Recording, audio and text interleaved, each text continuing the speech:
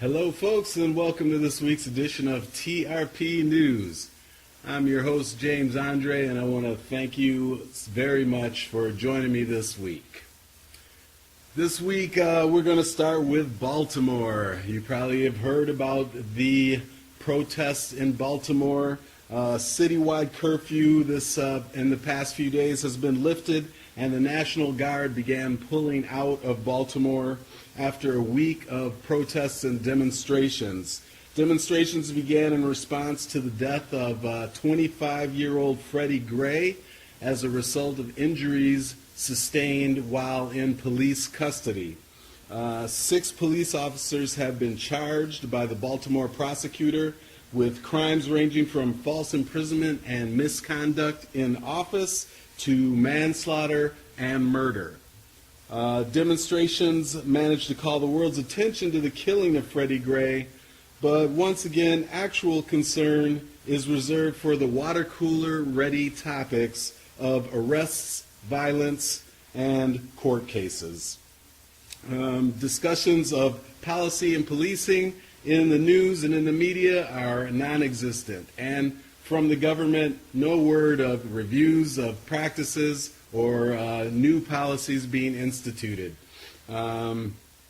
So more attention is being directed to the charges and whether or not there's an actual possibility of conviction of any of the 6 police officers involved. Some are saying that there was a rush to charge and that the charges had to do with quelling the so-called unrest in the city and nothing to do with actual criminal liability. So once again, it's the police commissioner is making the usual promises to not tolerate misconduct, and the police union making its usual condemnation of any action holding police accountable for their behavior. Once again, it seems we've been distracted by the pointing finger and the finger of blame, blaming the so-called thugs. The thugs on the police force, the thugs in the streets, looting and burning buildings, and all the while, the milieu that allows these thugs to exist, that turns ordinary people into thugs, once again takes its natural place as background and backdrop to the far too often short-sighted policies of our government. Policies fed far too well by both hubris and apathy.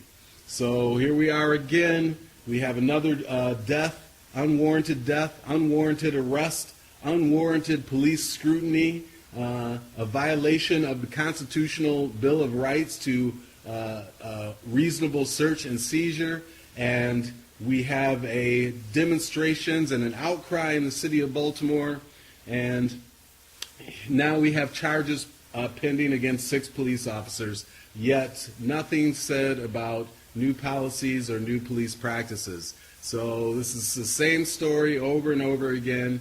I haven't talked about this that much because there's been, as I said, a lot of back and forth about, there's violence and burning buildings doesn't solve anything, and, confronting the police and the same old criticisms of, if you haven't done anything wrong, don't run from the police and all this sort of thing, which just ignores the fact that you're expecting reasonable behavior of people in an unreasonable situation. And I say that to not only as a description of, for example, Freddie Gray's behavior, but a description of the police officer's behavior as well. You have an unreasonable situation, you have unreasonable circumstances, you have poor policy, you have a poor mentality behind governance and the enforcement and law enforcement, and it leads to these situations. So talk of, are protests out of bounds? Did they go too far? Is just, it's really irrelevant. And one of the reasons I didn't want to get into this, so I just wanted to give you an update and say that let's not be distracted. Let's talk about policy. Let's talk about what needs to happen in general with law enforcement. Let's talk about the militarization of police. Let's talk about these military-grade vehicles and weapons making their way onto our city streets. And let's not get distracted with the water cooler gossip, the who got charged with what and how long will they go to jail, because that's the sideshow, folks. That's just the temporary circumstances, the temporary situation that is just an expression of a much larger problem. So as it stands now, the National Guard pulling out and the curfew being lifted, and it seems the city of Baltimore is returning back to normal, which is not necessarily a good thing. Next up is Bernie Sanders. This past week announced that he would be seeking the Democratic nomination for President of the United States. Following the announcement, the senator raised $1.5 million in one day, purportedly with an average of $43 per person, per donation. The self-described Democratic Socialist said that he was the only candidate prepared to take on the billionaire class and expressed his desire to lead a political revolution. While I admire his stated goals, let's ask ourselves, is the office of the presidency really a place to start a political revolution and take on the billionaire class? This is, we tend to place a lot of expectations on the presidency and those who win election to the office of the presidency, and oftentimes these expectations are not justified. The president is the chief administrator. He's responsible for enacting policy and the operation, the administration of the United States government. So, in that role, the president, and as far as I'm concerned, should be more of a mechanic than a revolutionary. If you take your car in for repairs, do you want a mechanic who's got an axe to grind with the internal combustion engine, or do you want someone who's going to make it run as well as possible? And that's what we need to be looking for when we're talking about electing someone to the office of the presidency. So a lot of people are saying, well, for example, Hillary Clinton. Well, who donated to Hillary Clinton? Who's running her political action committee? These are questions that are really irrelevancies. The question is she receptive to the agenda that you wish to put forward? Is she willing to listen to your side of the political spectrum? Is she capable of handling the situations and the relationships that are necessary to navigate as commander-in-chief?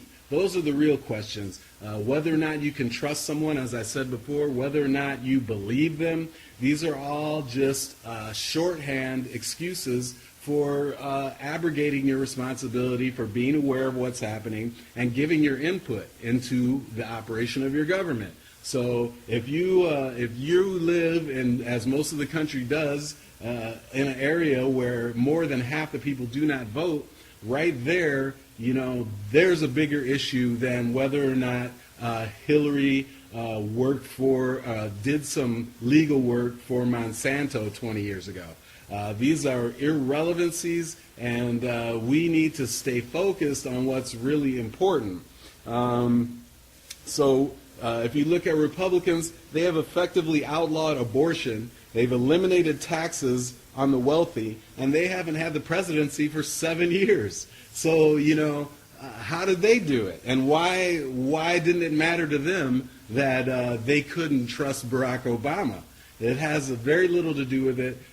You need an advocate. You need the bully pulpit. You need someone who is willing to listen, as I say, to your side of the political spectrum and therefore advocate for your policies. But in terms of what they actually do in office, trust me, it's very, very dependent on what they have the political capital to do and what their constituency tells them to do. Because, as I said, their job chiefly is administrator. They run the agencies of the government, they run the day-to-day operations, and especially the military. So it's time to take our hearts off our sleeves, roll up our sleeves, and get to work and focus on what's really important. Let's let Sanders raise the important issues, and I'm not dismissing Sanders. He has a lot to say, although I believe that he has an element of pandering. And someone sent me a graphic showing donations to Clinton compared to Sanders, and he was very careful in pointing out, for example, he has more political action committee donations than Hillary Clinton does. But he was careful in interviews in this past week to say he would not take Wall Street political action committee donations. So, how effective that is remains to be seen. Keep in mind, folks, that these donations, when someone says, well, Monsanto donates to Hillary, that's not how it works.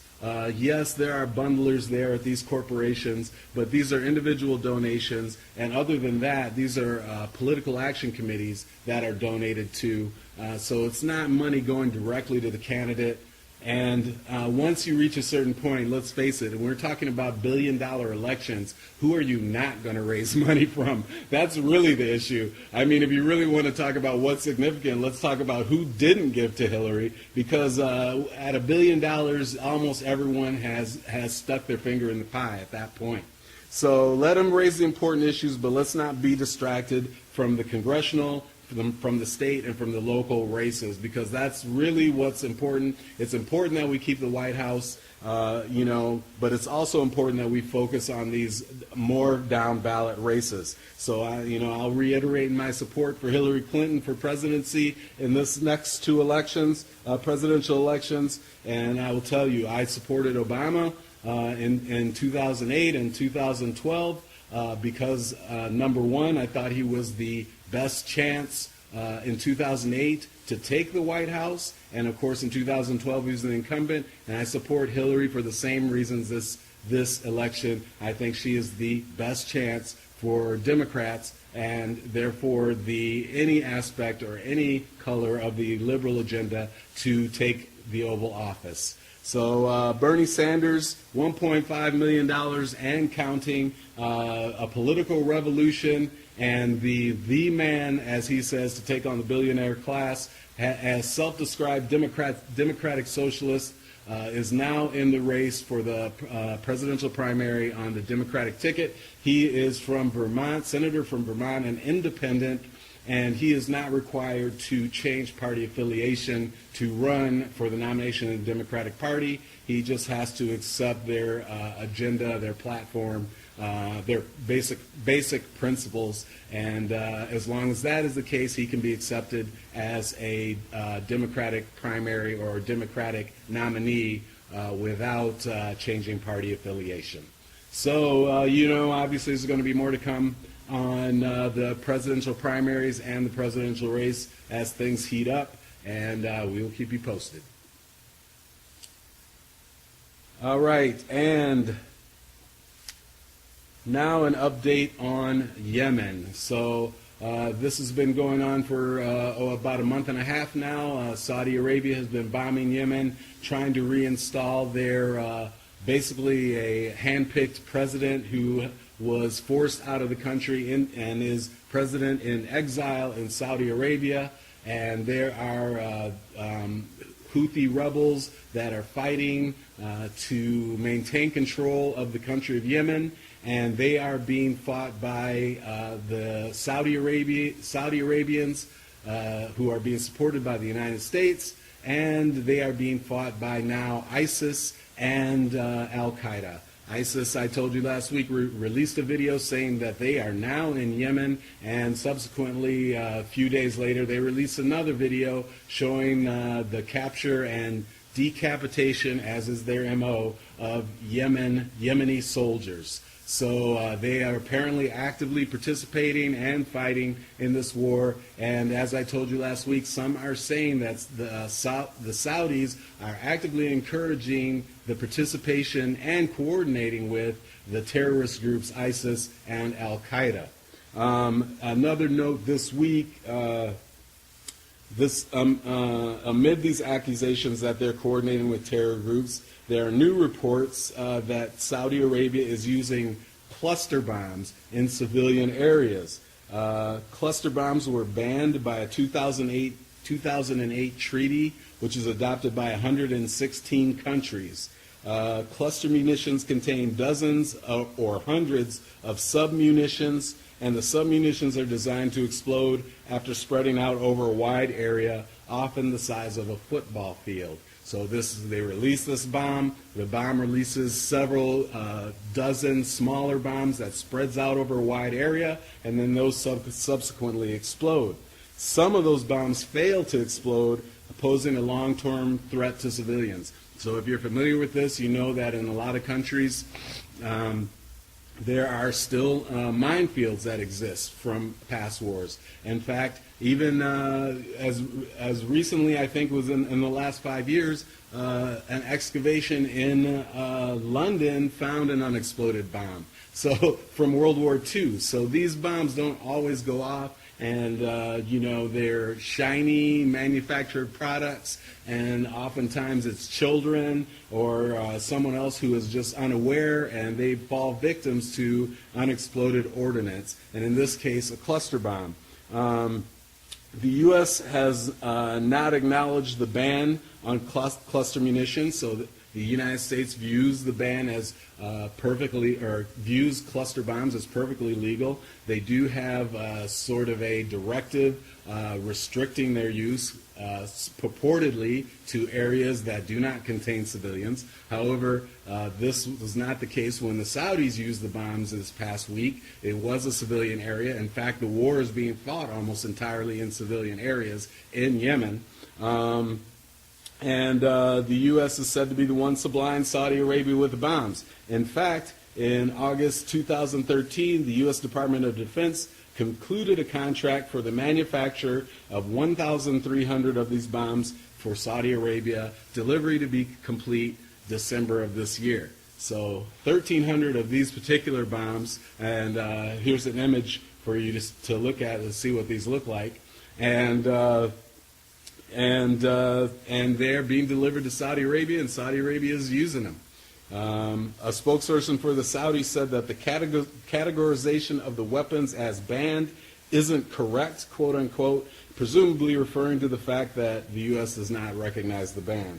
So that's what's happening in Yemen. The United Nations says more than 300,000 people have been displaced by the escalating violence in Yemen, and humanitarian groups are warning of fuel, water, food, and medical supply shortages. So the refugee issue I told you about last week, just to give you an update, is being exacerbated, getting worse, and as I told you, a lot of these Yemenis are trying to flee to Somalia, while a lot of these Somalians are going to Libya and then on to Italy.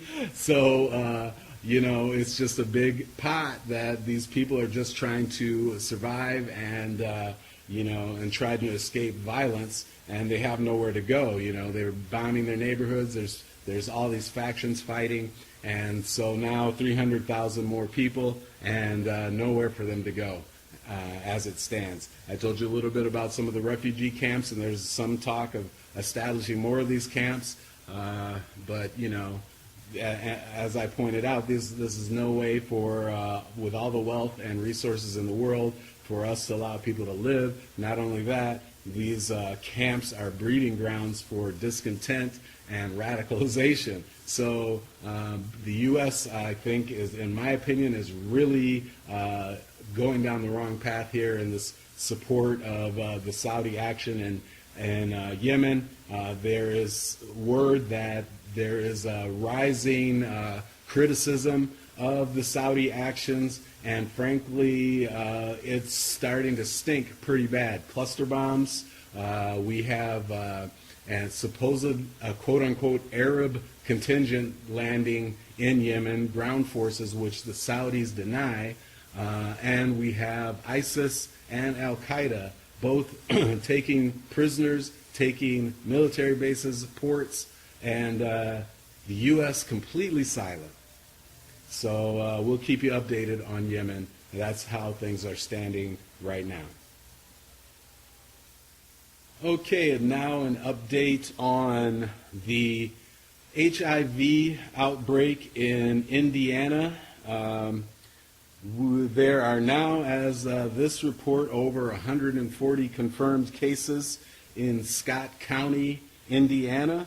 Governor Mike Pence, as I told you, he had an emergency order in place allowing for a needle exchange program, a 30-day emergency order, and at the end of March, he put it in place exclusively for Scott County, and then he extended it for another 30 days through the end of May. So we're going to go incrementally, step by step here. This is just completely irrational because what does 30 days have to do with stopping an HIV outbreak? Why 30 days? It makes no sense. It has no rational basis. It probably is just political expedience. He doesn't want to seem soft on drug users, so he makes this nonsense rule at 30 days. Why not 90? Why not, 120 days? And he's willing to roll the dice that this outbreak won't get out of control. And I think he's got losing odds on this one. The state legislature this past week voted to let any county that can prove it is experiencing a drug-linked outbreak of HIV or Hep C to set up a needle exchange program.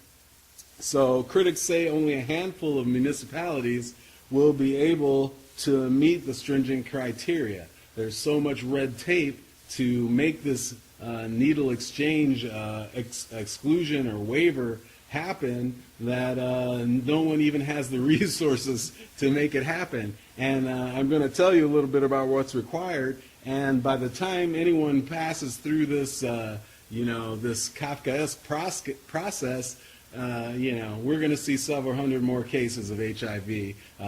I'm willing to bet on that one. Okay? Any county or city in the state that wants to set up a needle exchange will have to meet these standards. One, they'll have to have an epidemic of hepatitis C or HIV. So there has to be an epidemic. Okay? Sorry, but this is just so absurd. First, before you can do anything about a disease outbreak, you have to have an epidemic. Okay? So number one, it has to have already gone too far before you can even get a waiver. Two, you have to show that the primary mode of transmission of the diseases in their area is through injected drug use. So somehow you not only have to know that there is an outbreak, you have to do a study, or I don't know how you gather this information, unless people are just telling you, volunteering it, who's recording it, where's the database, these are questions apparently they haven't bothered to answer. But you have to show that it comes from injected drug use. You have to show that syringe exchange is medically appropriate as part of a comprehensive public health response. So, again, this is more nonsense because why even write the law if it's not medically appropriate? And how are they supposed to show it's medically appropriate when we already know it's medically appropriate, that it's an effective method of dealing with this? What does medically appropriate even mean? So this is just another way, this is just like the religious freedom law, this is just a way for them to pass a law that doesn't really do what it says it's going to do. And this is again, I'll have to play this harp one more time, for you people who are crying about term limits. This is the kind of ignorance you get in your legislatures when you don't have experienced and knowledgeable people crafting laws. You get these kind of ignorant nonsense that either is not effective, doesn't do what it's intended to do, has unintended consequences, or ends up going to court and costing taxpayers money just to get shot down. So they have to show that it's medically appropriate, and then once they meet those requirements, we're not done yet. Once they meet those three requirements, they have to conduct a public hearing. Okay, what's the purpose of this public hearing? I'm not quite sure. To let people know, to get feedback, to let the community raise their concerns. I suppose, some people will not want you to stop HIV. I'm not quite sure. A chance for the ignorant to shout and scream about coddling drug users, maybe that's it. Number 2, ask the state health commissioner to declare a public health emergency. So not only do you have to read all those criteria, but then you're subject to the state health commissioner declaring a public health emergency, and on top of that, still one more step, you need to get approval for the program. You need to have all this information judged as to be appropriate, as meeting all the criteria, and then you have to get approval to have a needle exchange program. Well, folks, this is not really going to happen. As I said, I'll give you good odds that this is already, the cat is almost out of the bag, and these guys are not going to wake up until it's too late, and it's just sad and unfortunate for the communities in that area. Critics also point to the ideological opposition to abortion and reproductive health services as part of the cause of the outbreak. Indiana's per capita state funding for public health dropped from 37th in the nation to 44th in 2014. So in 2013 they were 37th when it came to public health spending, and now in 2014, last year, they were 44th. And the rural Planned Parenthood clinics have been shut down, and as a result, Scott County's Planned Parenthood clinic, the sole free HIV testing center in Scott County, was closed in 2013. And there's a neighboring county, one official is quoted as saying, they do not even have the resources to test people for HIV. So the police are saying they don't have enough police. The health commissions are in Scott County and the surrounding counties saying they don't have enough resources. And the governor and the legislature are playing pity-pat. We'll give you 30 days here, 30 days here, and now jump through all these hoops and grab the brass ring, and then maybe we'll do something about this scourge that is spreading through your communities.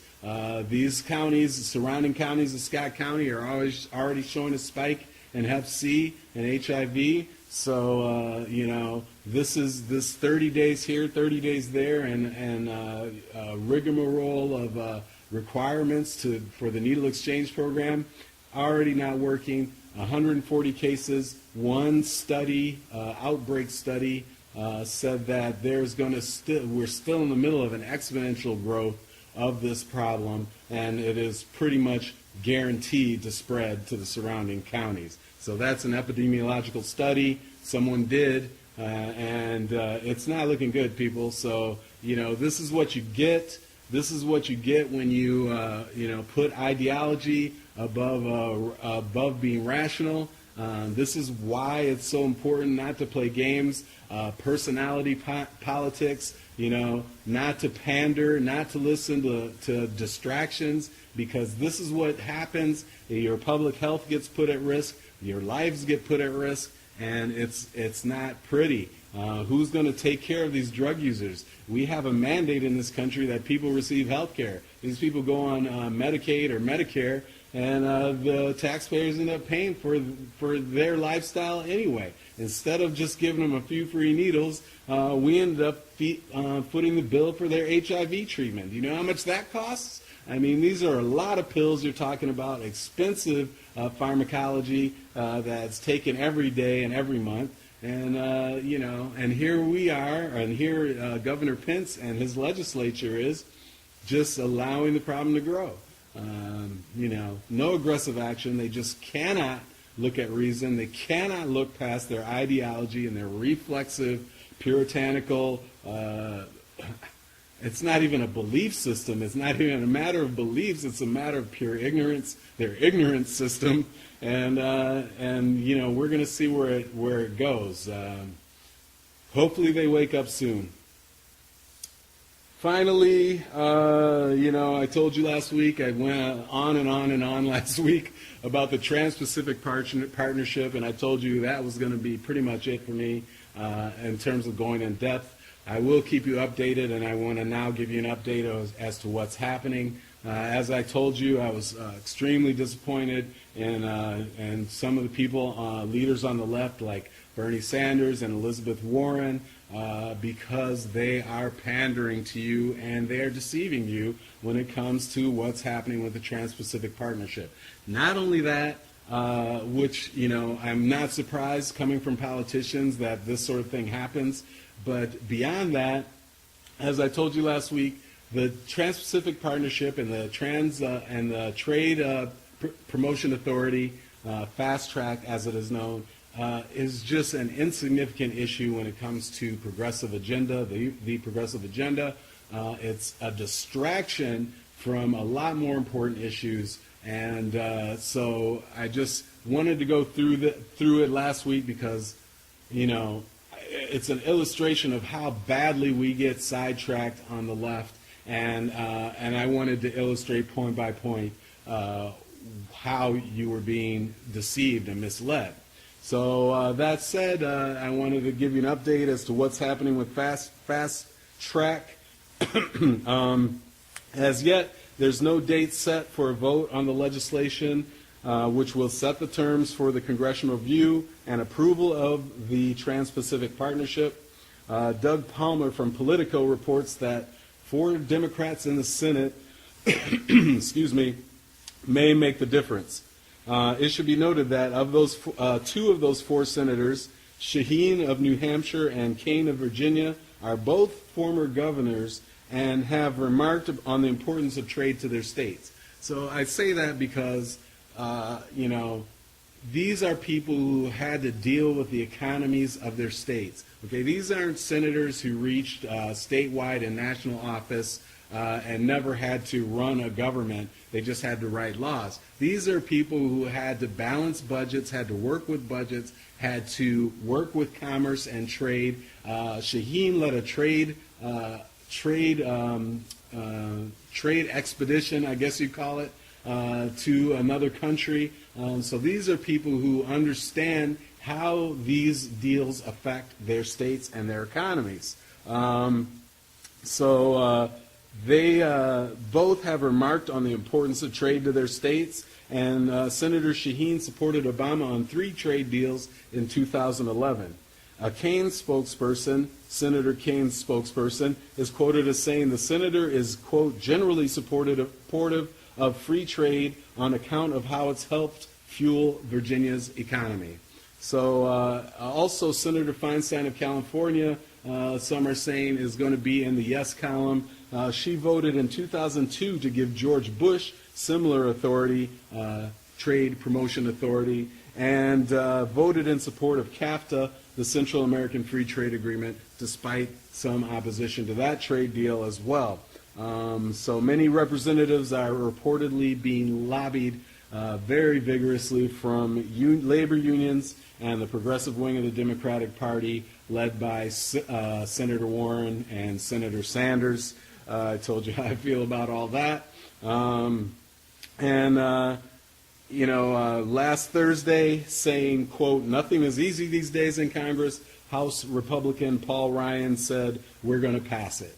So it looks like it's going to happen. I'm pretty sure it's going to happen. While they're trying to deceive you people, while there's some loud voices on the left, and what you are hearing is the screaming from Warren and Sanders and the deafening silence from the other Democrats. Why? Because they are supporting their president. They know the facts behind trade negotiations. They understand the fast track and the Trade Promotion Authority, and they are probably going to vote for it. So I'm putting this in the 85% it's going to pass column. That's my take on it. And I will tell you again, folks, this is my violin. Don't be distracted. These trade deals and trade TPA, they're just a sideshow. Okay, let's spend our energy on minimum wage, tax policy, on moving our country into a renewable energy economy, and providing opportunities through education and access to health care. These are major progressive political agenda points. The trade agreements, they just do not register on the scale of the progressive agenda. They just do not. Despite what the screaming and hollering you hear, these things have very little impact on jobs per se. They do not largely affect them one way or the other. What they do is grow GDP, both domestically and internationally. And what that does is typically does lead to more jobs and the growth of GDP, which leads to a larger tax base. So the net outcome typically is an advantage. So the president negotiating trade is nothing new, and it does not register on the scale of things that are important to a progressive agenda, despite how loud some of the voices of the critics are. And I was talking about this online. It's like you have a 10-year, and I said last week, you have a 10-year trade deal involving 40% of the world's GDP, and you have people like Robert Reich saying they're going to explain it to you in 2.5 minutes. Well, come on, people. Let's think about this. Let's put our focus not on one arrest, 6 arrests in Baltimore. Let's not put our focus on one trade deal and one piece of legislation that has nothing new. As I said, Feinstein from California voted to give George Bush the same authority. The same authority has been around for, 1977. The first time a president got similar authority. This type of legislation is nothing new. And 85%, that's my call. So that's the update on the Trans-Pacific Partnership. I hope you can stay focused, people. I hope you can keep the big ticket items on the progressive agenda in mind. I hope you can keep your eyes on the prize. Let go of the personality politics. Sanders is just another politician, just like Hillary Clinton is just another politician. And let's think about who's got the experience, who's got the connections. Don't hate the player, don't hate the game. This is someone who's connected internationally, who's been in the White House, who's worked for a lot of good causes, including health care and women's rights around the world. So let's not be distracted by the sideshows. Let's not be distracted by the water cooler ready topics of who hit who burned what, who got arrested for what, and how long they're going to jail. These are not progressive issues, okay? The progressive issues are, what are we going to do about police policy? What are we going to do about stop and frisk? What are we going to do about use of force? What are we going to do about unreasonable search and seizure? What are we going to do about the militarization of the police? What are we going to do? Let's not worry about trade. What are we going to do about income inequality? What are we going to do about CEO pay and minimum wage? What are we going to do about tax policy that allows some of the wealthiest people to pay the least in tax? So these are the important issues. Don't get distracted. Don't buy a ticket to the sideshow. And let's stay focused on what's really important to progressives. My name is James Andre. I want to thank you again for joining me. I hope you found this episode informative, and I hope to see you again next week. Thank you.